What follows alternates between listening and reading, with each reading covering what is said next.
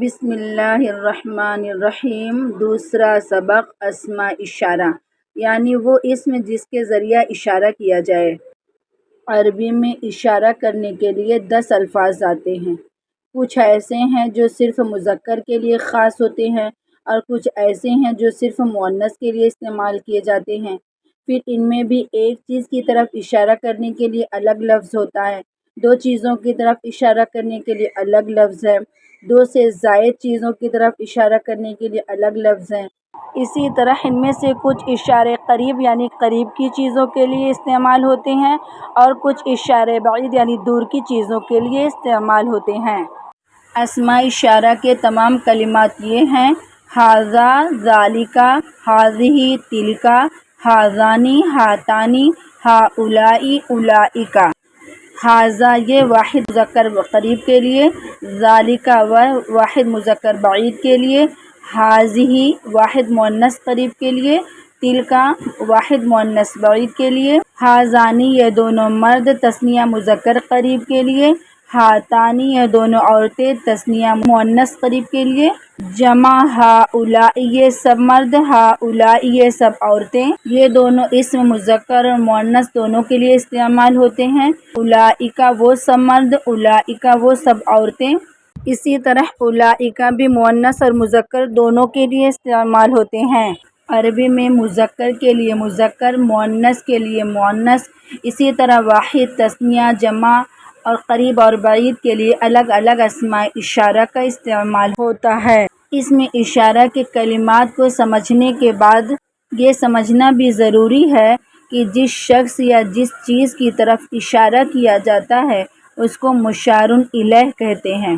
قاعدہ یہ ہے کہ جب اسم اشارہ کے ساتھ مشار الیہ لایا جائے گا تو مشار الیہ پر الف لام داخل کرنا ضروری ہے۔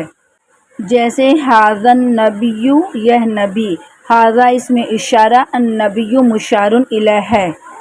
پہلے نیچے دیے ہوئے کلمات کے معنی یاد کریں، جیسے الرسول پیغمبر، الکتاب کتاب، القرآن قرآن، البیت گھر، البلد شہر، القریۃ گاؤں بستی، الشجرۃ درخت، الجنۃ جنت، النار دوزخ آگ، الیوم دن، اللیلۃ رات، الرجل مرد، الامرأۃ عورت، الولد لڑکا، البنت لڑکی، الانہار نہریں، الحدیث بات، الحیات زندگی، الدار گھر۔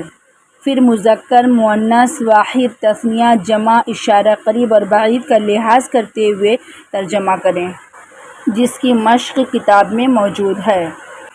جیسے ھذا الرسول یہ رسول، ذالک الکتاب وہ کتاب، ھذا القرآن یہ قرآن، ھذا البیت یہ گھر، ھذا البلد یہ شہر، ھذہ القریۃ یہ گاؤں، تلک الشجرۃ وہ درخت، ھذہ الجنۃ یہ جنت، تلک النار وہ آگ، ھذہ الانہار یہ نہریں، ذالک الیوم وہ دن، تلک اللیلۃ وہ رات، ذالک الرجل وہ آدمی، تلک الامرأۃ وہ عورت، ھذا الحدیث یہ بات، ذالک الولد وہ لڑکا، تلک البنت وہ لڑکی، ذالک الدین وہ دین، ھذہ الحیات یہ زندگی، تلک الدار وہ گھر، ھذان الرجلان یہ دونوں مرد، ھاتان الامرأتان یہ دونوں عورتیں، ھؤلاء الرجال یہ سب مرد،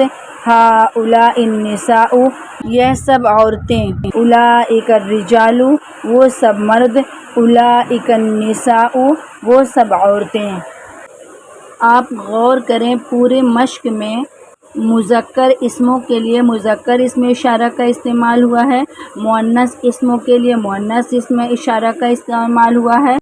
چونکہ اوپر کے تمام کلمات واحد کے استعمال ہوئے ہیں اس لیے اسماء اشارہ بھی واحد استعمال ہوا ہے۔ البتہ نیچے کے دو جملے ھذان الرجلان، ھاتان الامرأتان تثنیہ کے استعمال ہوئے ہیں، اس لیے اسم اشارہ بھی تثنیہ استعمال ہوا ہے۔ اسی طرح آخر کے 4 جملے جمع کے لیے ہیں، ھؤلاء الرجال، ھؤلاء النساء، اولئک الرجال، اولئک النساء، اس لیے یہاں جمع کے اسم اشارہ استعمال ہوئے ہیں۔